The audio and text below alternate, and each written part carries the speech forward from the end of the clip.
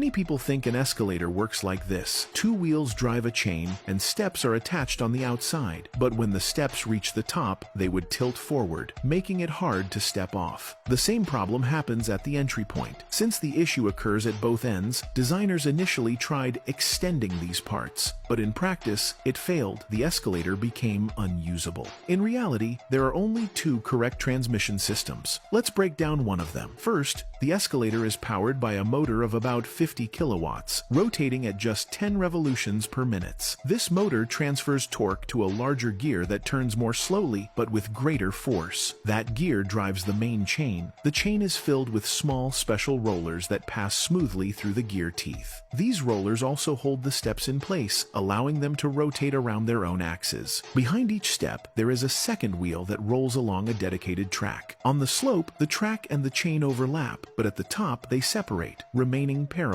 As the gear rotates, the steps are flipped and begin their return path, meeting again at the starting point. This process repeats endlessly. You might have noticed that the handrail moves faster than the steps. That's because it's driven by a friction wheel. Over time, the wheel wears down, slowing the handrail. To compensate, manufacturers set the handrail speed about 2% faster than the steps, which is why when we hold on, our hands slowly slide forward. The biggest safety concern with escalators is the gaps, especially at the ends where clothing can get caught. To address this, designers once tried adding triangular exit zones to guide passengers away from the front gaps, but this made it easier to stumble and twist ankles. The best solution has been grooves on the step surfaces, which interlock with a comb plate at the top. Even very small objects get lifted away instead of being trapped in the gap. Modern escalators also use AC induction motors. These can switch between motor and generator. When many people are going down, their weight provides enough force to move the steps on its own.